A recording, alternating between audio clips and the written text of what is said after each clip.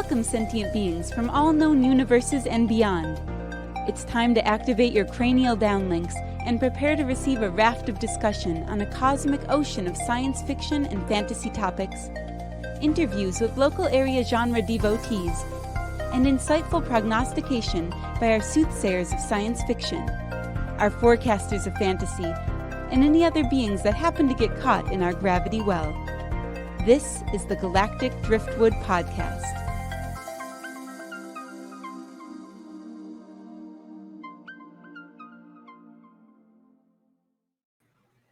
Hello, and welcome to this episode of the Galactic Driftwood Podcast. I'm Bill.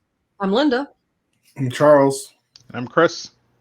And Seth and Jenna are out for this episode, but hopefully they'll be back in soon. And I'm sure Jenna will be back for the next one.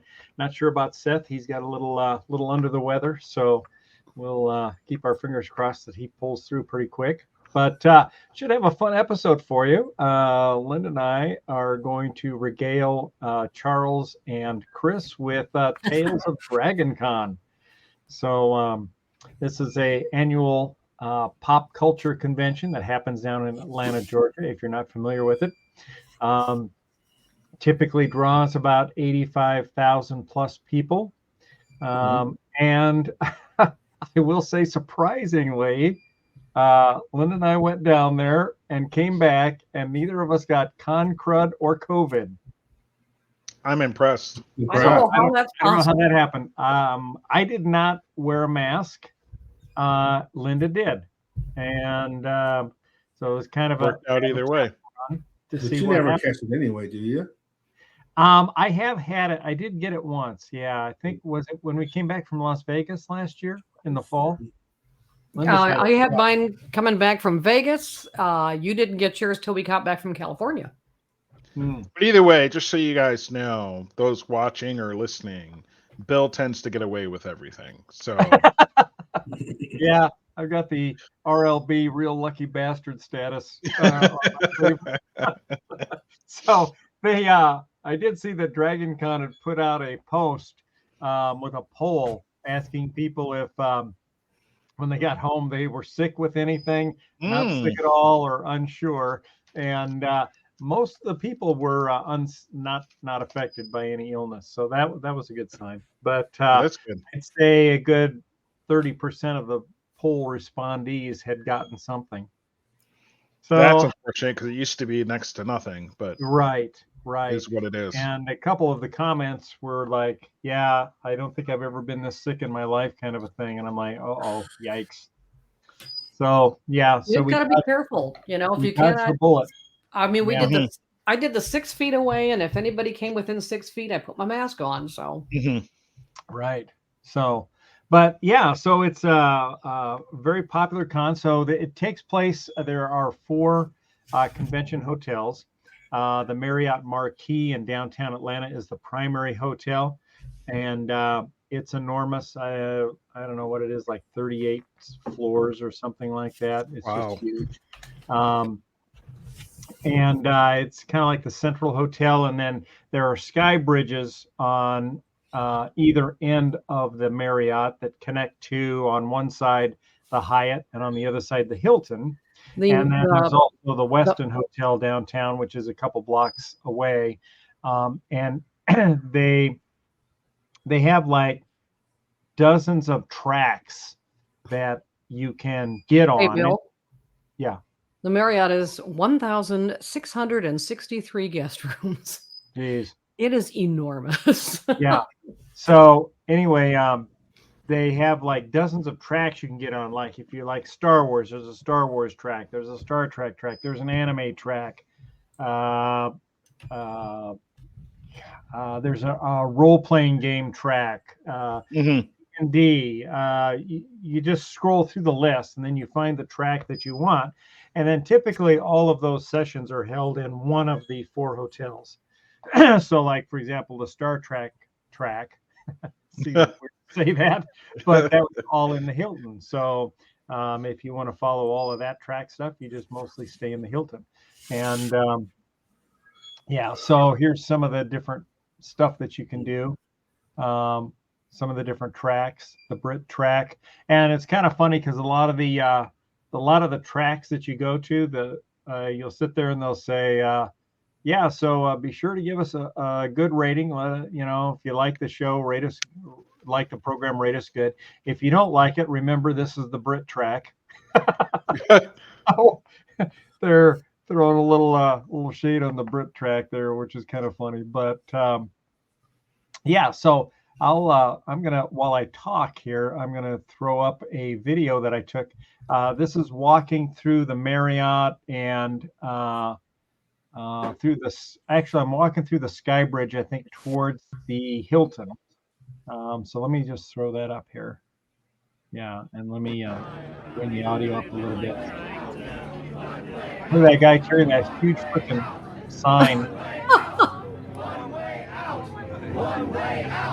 I mean, I would say it was 50% easily, 50 to 60% cosplay. Wow, it's a pretty large amount. Yeah, so I'm in this particular video, I'm leaving the Marriott, heading across the Sky Bridge over to the Hilton Hotel. So who are these one-way out zealots? I have no idea. I don't know.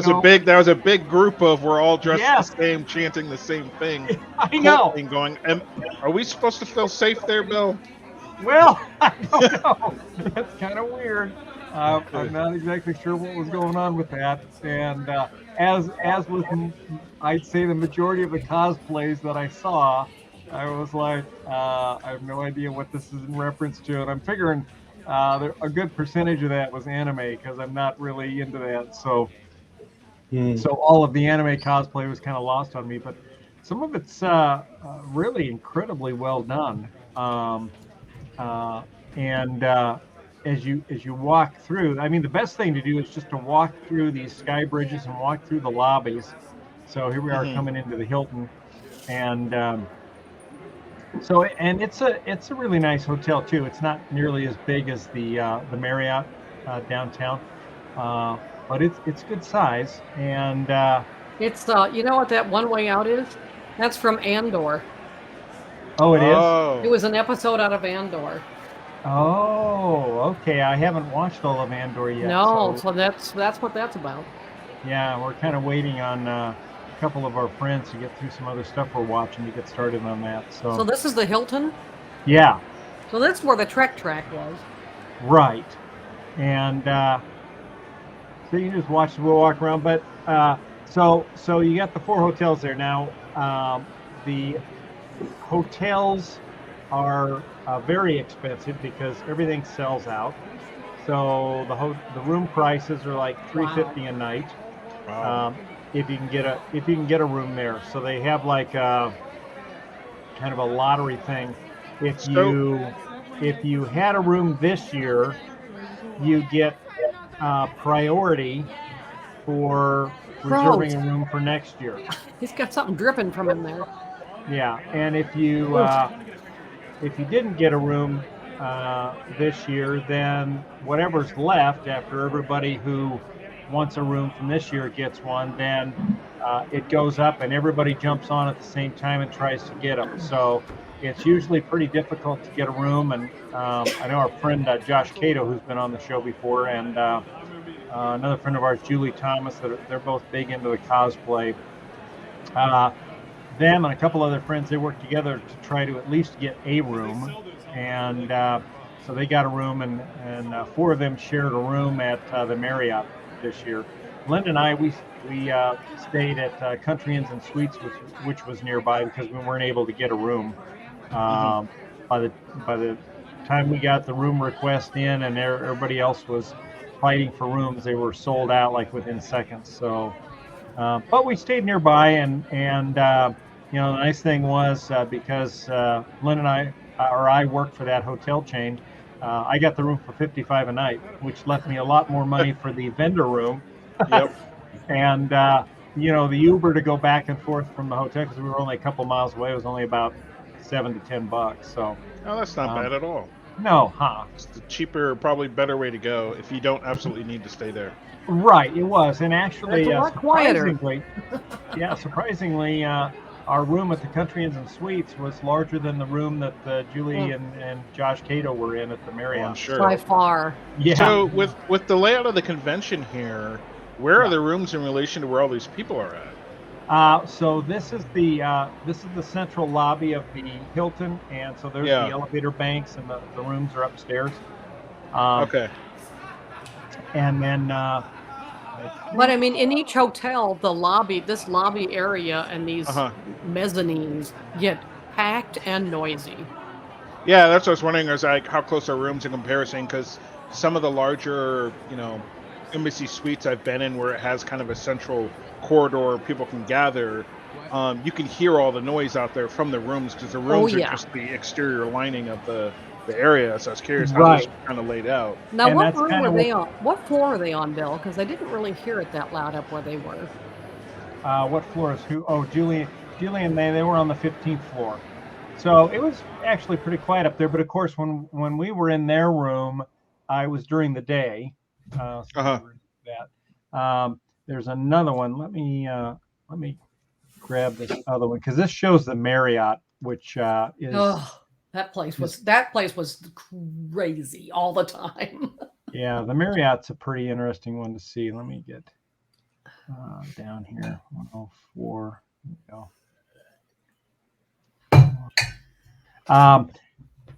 Yeah, so it was pretty quiet when we were there during the day, but at night it goes crazy. The Marriott atrium, the first 3 floors are kind of like lobby gathering areas. So the lower level, they have a lot of stuff going on down there, convention rooms and things like that, meeting space. And so people are always milling around there. Then the next floor up is kind of where they have like some food vendors and stuff like that. So that's also very popular. And then the 3rd floor up, before you get to the guest rooms, they've got just a big open area where people can kind of mill around, and there's a lot of vendors that set up booths there. And this one will show that. And that at night, that's also where there's like this big dance stage, and they have like a DJ up there playing these loud. That's where they do their raves overnight. Yeah. So I'm hearing the higher the floor, the better. If you plan on staying at their hotels, the higher the floor, the better. See. Okay. Yeah. So let me show this one. I think this will show more of the Marriott. So it's 10414. So let me just grab this. It'll take a second to get up here. So as you pull it up, Bill, one of the things that I saw on Facebook was there was a few floors of vendors, right? Was that in any particular hotel, or was that no, the Atlanta Merchandise Mart? Yeah, none of the. So you can kind of watch this. So this is the. I think this is the lower level of the Marriott. So people here are starting to go off to the right there into a meeting room for a presentation. But you can see some of the costumes here as I'm walking through. And then on the left, there's different companies that set up these big, elaborate displays of stuff. Things that they're trying to promote or whatever. So this next one we're coming up to is on the left there is a haunted house in Atlanta, and based on their display, it's pretty elaborate. I mean, you can see this giant animated bat thing that they have there, and on the other side at the top there you can see a dragon sticking its head out of something. It's called a Netherworld. But there's the escalators that are going up. You can see the other 3 levels up there. And I think at the very top level, almost right where we're looking there, is where Linda and Audie were kind of hanging out while I was doing some videoing. But these escalators are so packed, they've got rope lines that you have to go through to get onto the elevator. And then when you get off, they've got rope lines that lead you out, because they've had problems in the past the first few years where people get to the bottom of the escalator and then they just stand there to figure out where they wanted to go. And yeah. A huge bottleneck. love that guy. People Yeah. in costumes coming down an escalator. You don't want to have a bottleneck. That's not a good thing. So, and here's The Nun. So all these nuns. This is the new movie, The Nun, coming out in I think November or. Nun 2. Yeah, Nun 2, and yeah. So they were promoting that movie, so they had all these nuns walking around the whole thing with these candles, and it was very, very creepy. They'd get on the escalator and they'd like clear the escalator, and just the nuns would be on it. It was so creepy. And they would take up the whole escalator. Look at some of these cosplays. So back to the discussion of the vendor room. So the hotels weren't big enough for the vendor room. So it's in a building. There's 2 buildings right near where this stuff is. It's about a 4-block walk if you wanted to walk it, which we did once or twice. And it's 2 buildings called the America's Mart 2 and America's Mart 3. And America's Mart 3, I think it is reserved for gaming. So it's all gaming, video gaming, role-play gaming, board gaming, Magic the Gathering, whatever you want to play is in that building. And we never even got into that building because there was so much else to see, we never got around to it.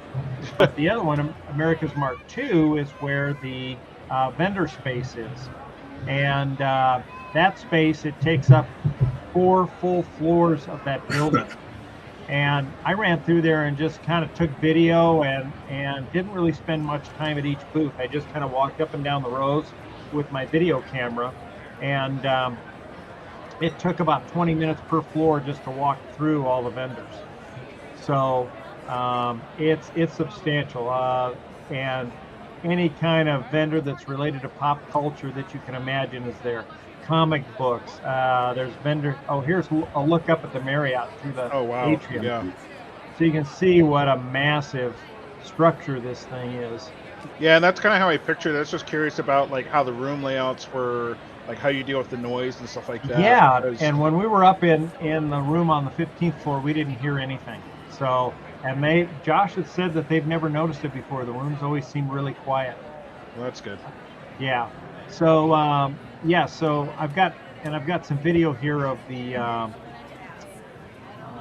vendor area that we'll switch to in just a minute so you can see it. But so they've got four floors there for vendors, and the 4th floor is for vendors that are like artists or authors. And so you just go up and down the row, and it's artists and authors and there's a TARDIS. Thing. Yeah. What's that? TARDIS. Here we are. There's Linda and Audie hanging out. Look who I ran into. Audie looks really excited. Yeah, Audie and I had to camp out at specific places because he was overwhelmed. It's the Nun. Yeah. There's an Orochimaru right there with the purple thing They in the had trouble back. keeping up with me. Linda kept grabbing onto my backpack strap to slow me down, and Finally, we just said, go film. yeah. But you can see it's pretty packed in there constantly, and you have to imagine too that at this time there's tens of thousands of people that are at the America's Marts doing their own thing, whether it's gaming or going through the vendor rooms, or they're at any of the 4 hotels going through panels. I mean, you walk through this thing, and every time you walk through, you see a different group of people with all different costumes. So it's not like, the conventions we're used to going through, you go to a con and it's small enough that you keep seeing the same people over and over again, Not here. Yeah, not here. You're lucky if you see the same person twice. Even in a quick walk around. Did they publish a number yet, Bill, for this one? I haven't seen it yet, so I don't know. They had 80,000 last year, so they figured they were going to do more than that this year. Yeah. So let me see now. So with the size of this con, how many days is it? It's like 5 days. So we got there on Wednesday. Okay. you could get your badge on Thursday, which we did. Now Wednesday, this whole place was empty. Yeah, there wasn't much going on Wednesday, but Thursday, so we got in Wednesday evening. Yeah. And then just enough time to kind of get dinner and unpack. And it starts at midnight on Thursday morning. Right. So Wednesday night, I went to the Marriott, and so actually the lobby was pretty well packed like this, and I'm going up to the top floor now. And right over the top of me, above the ceiling there where I'm going up the escalator, that's where the DJ is. Yeah. And stuff. And so as I spin around here, once I get up, you'll see that. So they had a DJ going, and the lobby is just, it gets increasingly packed with people the closer it gets to midnight. And then at about a minute to midnight, the whole place, all of the floors, everybody starts doing a countdown out loud. And then as soon as it hits midnight, it screams so loud. I wished I could have plugged my ears because it was really freaking loud. Yeah. Now I will mention for the COVID fears, I didn't go to this specifically because I knew it would be pandemonium and you'd be right next to somebody else. So I chose to stay home for this one. Yeah, for the kickoff Wednesday night, Thursday morning. So anyway, but a lot of the stuff starts on Thursday. The vendor room opens on Friday. The vendor room is open Friday, Saturday, Sunday, and Monday. Whoa! Look at that guy. Yeah. Very good. How you doing? I'm about 50 degrees too hot. Oh, and he's got like the littlest girly voice for that big of a body. Yeah. You'd expect it to come out like this, but yeah, it's not. Look at that thing. Oh wow.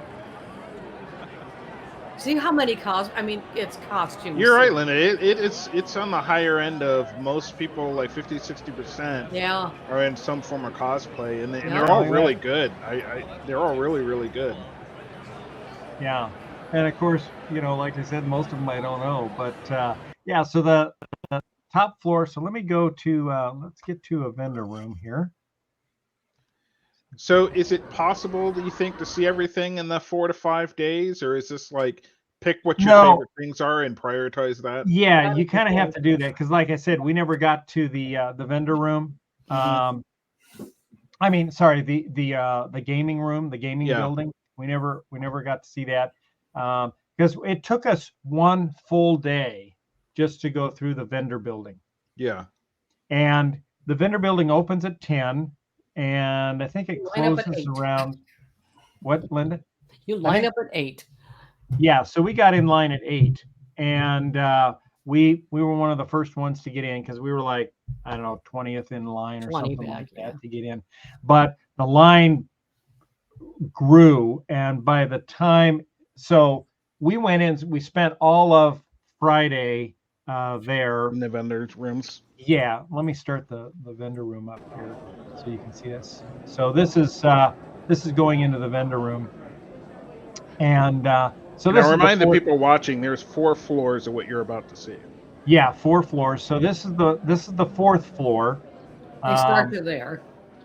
So when you're in the lead part of the line, they start letting people in at about 9:30, and the first group in, they run you up to the first floor, and then they fill that lobby waiting area up, and they bring the next group into the 3rd floor and second on down until that's all full, and then they hold everybody until 10 o'clock, and then at 10 o'clock they release the hordes, and these floors can fill up pretty quick. So because I was in the front of the 4th floor group, I got in here pretty quick and went through. You can see some vendors aren't fully set up yet because again, this is early Friday morning, so some people are probably local and they're probably packing things up and coming in on Friday to get set up.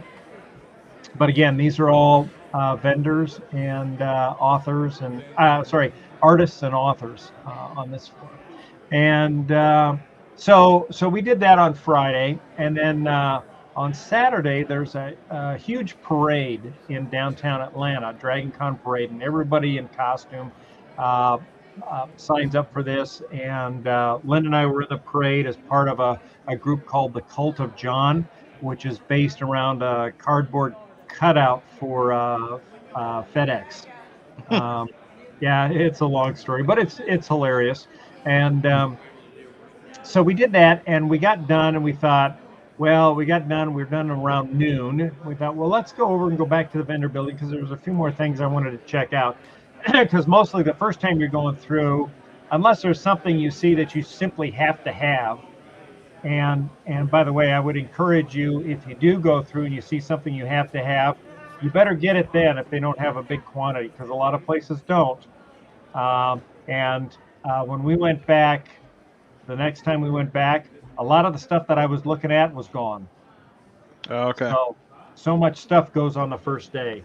So if you see something you like, you better get it then, because don't count on seeing it when you go back. Yep. But anyway, we tried to go back Friday at noon, and the Uber dropped us off there at the front, and then you follow the crowd to get to the end of the line, and it looked like the end of the line kind of wrapped around the building, and so we're like, well, okay. Spent an awful amount of time at that booth, Bill. Yes, right. Oh, and this guy had some cool artwork here. Wow. Which I really liked. And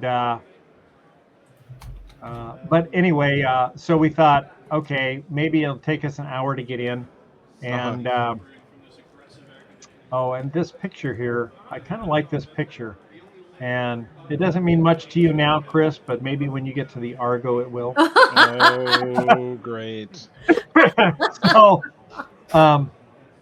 that's all I'm going to say about that. But anyway. That's enough. Hey, there's a guy with a mask. Yeah. So we thought it'll take us an hour to get in, right? So we started walking to the end of the line. Well, you get halfway around the building, and the line cuts into the parking garage and weaves through the parking garage. Oh my God. It had to be like a 3-hour line at least just to get in. And That's so ridiculous. We said, screw that. We're just going to go get some lunch, and then we'll come back on Sunday morning. So this is Sunday morning when we're here. And again, we got in line at 8 so that we could get in early and see it. And in fact, Friday when we were there, Josh Cato and some others, Steve Bossiter, another friend of ours that was there from Omaha, they showed up. They got there probably around noon, and it took them a good 2.5 hours, I think, to get in based on the line that day. So, and again, that was probably Friday at noon. So Saturday at noon, of course, you have people that are working on Friday that don't go. So Saturday is like the biggest con day attendance. Mm-hmm. So of course the line was probably 3.5 hours on Saturday just because of that. So, but anyway, you get the idea of the vendor area. Let me stop this one and I'll show a little bit more of the. So this is I think on the 3rd floor, and so you can start to see some of the stuff here. Down here, we get to the end of this row, is one of the leather vendors, made all kinds of leather stuff. And we had actually ended up buying some stuff from them because it was really, really cool outfits. It just goes on forever. And you could actually spend easily a full day there going through everything and more than a full day because we went, like I said, we went back to do some additional shopping the next day. And you can see all the leather stuff they have there. Just quite a bit of stuff. It's just huge. Yeah. So it was fun. We've already got our tickets for next year. So right now, the tickets for next year, for all 5 days, it's just $100 for a ticket. And of course, you got to get your hotel and stuff. But it's the largest con we've ever been to, and it was a heck of a lot of fun. So did you attend any panels while you were there? Yeah, what were the we quality attended of those like? Yeah, we attended a couple. One of them was like one of them was kind of a fun panel. It was the Starship Battle or something like that. And so what it was is they had this giant whiteboard, and it was like a playoff game, and then so they went around the audience and everybody suggested a spaceship from science fiction to compete against all the other ships, right? And so they started off the thing by saying, okay, so one of the rules is here that we don't compete any ship against the TARDIS, because there's just no way you can win against the TARDIS. So we just take it as a given that the TARDIS already competed. They won. They went ahead and they're gone off into the future and to celebrate their victory. So no TARDISes. So they had the battle, and I think it was it the Borg ship that won, Linda? I can't remember. It's always the Borg, yes. I think it was. I remember seeing that screenshot. So like the bracket that was done for winners and losers. Right. So you have like your Defiance, your Battlestar Galactica. So whatever genre, whatever kind of ships are out there. Yeah. Galaxy cool. Quest, Orville, Babylon 5 ships. I mean, just whatever. Everything. That's pretty cool. And so as they're making the brackets, they try to, put similarly classed ships against one another. Somebody suggested the original series Enterprise, which, while it is probably my favorite ship, would not be my best choice for the other ships in the battle. Not for a battle, no. Yeah. No, I mean, it was never. The Borg, you're not going to use the original Enterprise because it doesn't have any of the advanced weaponry or shields needed. But the Defiant was pretty good. Maybe take the Voyager, but yes, maybe. Right. It's like, I hear you there. Like, you can like the ship, but that doesn't mean it's the best pick for like a battle. Right. And even then, the Voyager is not even the strongest case. It's just a better ship. Yes. Right. So, but they had tons of knife vendors, swords. They also had one vendor that was selling rubberized versions of those, but they were so well done that you couldn't tell they were rubber until you went up and touched them. Oh, okay. But they were also like $150 to $200 a piece. They were priced like an actual metal sword. Yeah. That you because might, the really work nice metal sword. Yeah, I guess, when you talk about the amount of art to make it look real. Right. Yeah. Boy. I like your googly eye ribbon. Oh, are you part of the John? Yeah. So, but you can just see it just goes on and on. These guys kind of were blathering for a while. I know, it's insane. Yeah. Let me jump ahead here a little bit. Get moving. It's like, hello, I'm trying to shoot B-roll. Stop talking to me. Just picture 3 floors of just goods like this. Wow. It's like that's a lot of money. I don't think I'd want to stay at the hotel. Yeah. Given the cost, if you can get to even $100 a night, you're saving yourself a couple $100 a day. Yeah. Right. And buying stuff here, which when you have this many vendors. Yeah. I mean, there was so much stuff there that I looked at and I'm like, oh, that would be awesome to have. But then, when then you turn around, you're like, oh shit, that would be awesome to have. And then you walk another 10 feet and you're like, oh shit, I really want that. So if you fly in, bring an extra bag of luggage just to put the stuff in. So we visit John at FedEx. We brought extra, not extra bags, but we brought an extra bag and then, kind of distributed our clothing on the way out so that we had plenty of space to bring stuff back. Yeah, that or ship it, but holy smokes. Yeah, but there's just no end to it. So if anybody's thinking about going, I would definitely encourage you to go. This was a pretty creepy exhibit. It was all doll heads. Nope. So you like dolls, I know, Chris. Nope. Nope. The nope. You'll have fun at the Argo. Nope. But yeah, I'd encourage you to go. I would recommend. So Lynn and I discussed it. So like I said, we came in on Wednesday. We would change that and come in on Thursday next year. And then we would probably stay on Monday, because Monday most people have left on Sunday, and it's really easy to get into the vendor space, and most of the vendors are still there. Now the only downside, of course, is that most of the good stuff will be gone. Good stuff is probably going to be gone. So if you're looking for some leather goods, or they've got all kinds of fancy dresses, and look at all these props that this guy has.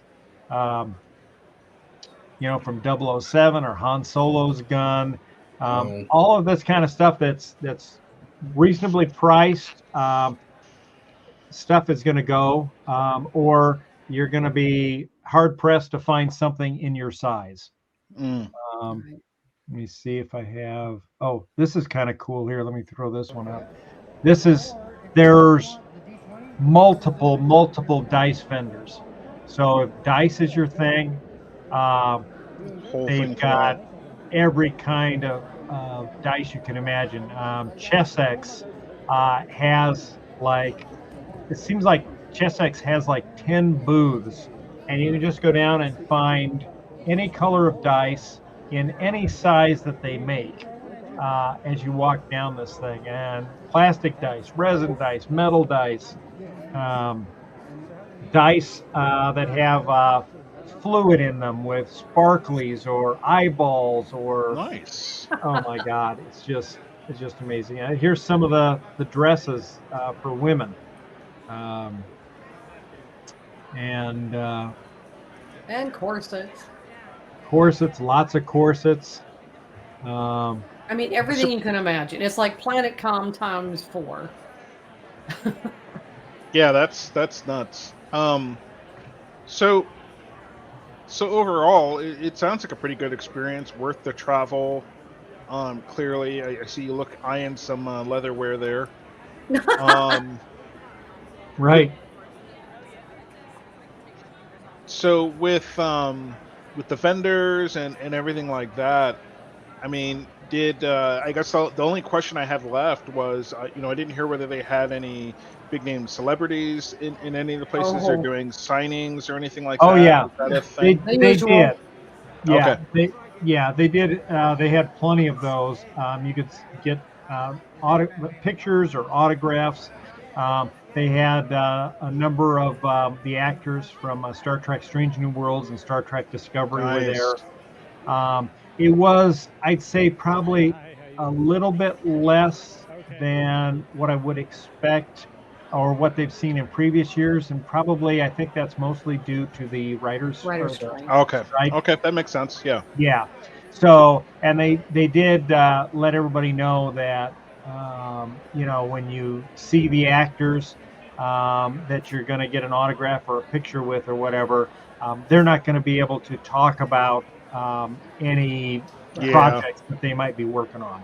So don't try to press them for that, because they can't talk about it. So hopefully next year that'll all be resolved, and things will be back to normal. But I would encourage folks to go. Maybe come in on Thursday, hit the vendor room on Friday. You could hit it again on Sunday, but again, stuff is going to be gone, like popular sizes. Yeah, if you're looking for anything in particular, hit it early. Yeah. Do the rest, and then come back to the vendors the end of the week or whatever, when it's calmer. So one thing I wanted to make sure we mention is that DragonCon is a fan-run con. It is not a corporation con like Planet Com or Wizard World or any of those. No big corporations fitting the bill or anything right. like that. Okay. It is all volunteers, and I'm impressed. They are. It is amazing the job that they do. I talked to one of the guys that was the director of security, and he said it's really tough because, as everybody has people who call in sick every day. They've got volunteers who can't make it in some days, and they're short, and it's not unusual for him to work like an 18-hour day and just try to get enough rest to come back the next day and continue. Yeah, imagine that a volunteer is putting on an event that houses trending towards 100,000 people. Yeah. Right. It's just an amazing experience. So, and for the hotels to work with them is pretty awesome, and Right. kind of coordinate all that stuff for the venue. That's pretty awesome. So, I like what I see. I'll have to talk to Gina about it and see if this is something we can wiggle in schedule wise for something that we do in the future. Because I mean, a lot of fun. Planet Comic Con is what we do, but that's also because it's close, it's nearby. Right. We haven't right. been in a while, but this is so far upscale this from is that. this is like a step up. So my I'm God. curious, where Yeah. do we want to make that leap? Yeah, it's something you should at least do once. And Josh had talked us into it last year. He'd just come back from it. It was his first year, so this was his second year.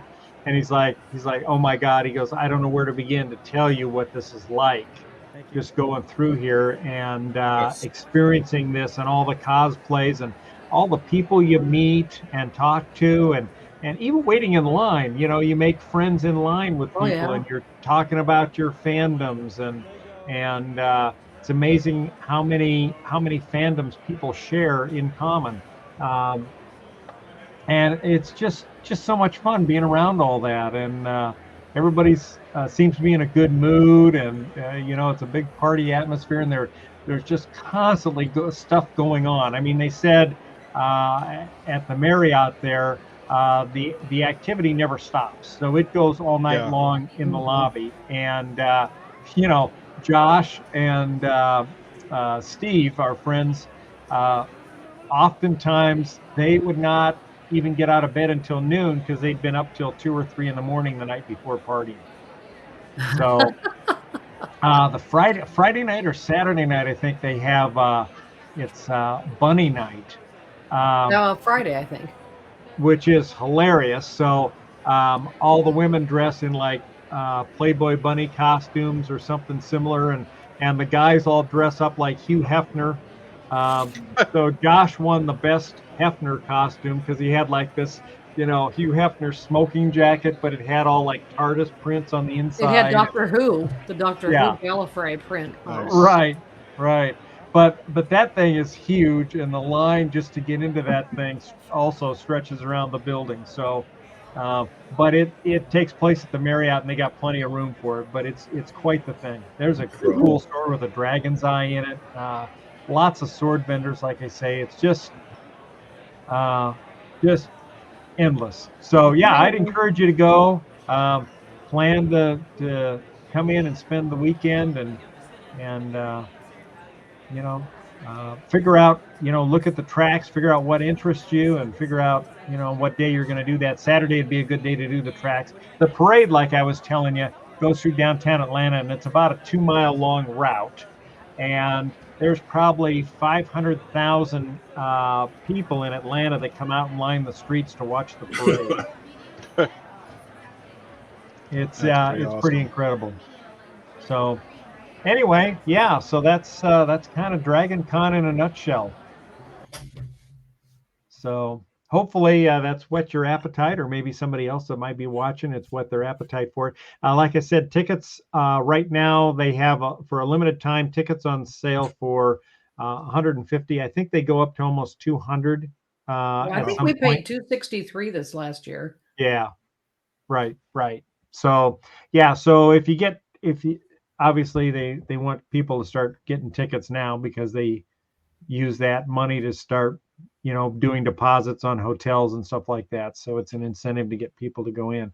But, at $100 a ticket, and you have 85,000 or 90,000 people buying tickets eventually, as the price, even when the price goes up, that's quite a bit. And really 5 days of free entertainment for $100. Yeah. Because we could go to any of that stuff for free. Yeah. Except for the vendor room. Yeah. And they have you didn't see it in the because I didn't have time to show in the videos that you saw, but the Hilton, the lobby of the Hilton, it looked a lot quieter than the lobby of the Marriott, but that's because out back, which I have in another video, You go out back and they have a big DJ out there with loudspeakers, and that's just a constant party all day long. People out there dancing and partying. They also have a series of concrete stairs along the outside, and they have cosplay photo shoots. So if you're somebody that does Star Trek cosplay, they have a Star Trek cosplay photo shoot. So everybody in Star Trek gear, they come out and they line up on these steps and they take a big group photo, or Star Wars, or some horror themes, or Transformers, or whatever it is. It's just it's scheduled pretty much hour by hour for all these different cosplays to go there. And so if you're a fan of a certain type of thing, you can go there and see all the cosplays at once in one fell swoop. So it's a pretty neat deal. So anyway, I think that'll wrap it up for this episode. Thank you for tuning in. We hope you got a little flavor of DragonCon from this episode, and maybe you'll consider going, and maybe we'll see you there next year. So yeah, thanks for the virtual tour. Yeah, you're welcome. Glad you guys liked it. Take care, y'all. We will see you next time. Bye-bye. Later.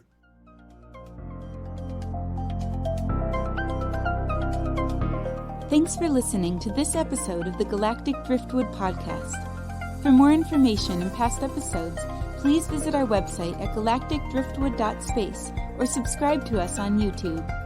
And now, please deactivate your cranial downlinks, collect your towels, and be sure to watch your step as you exit our gravity well.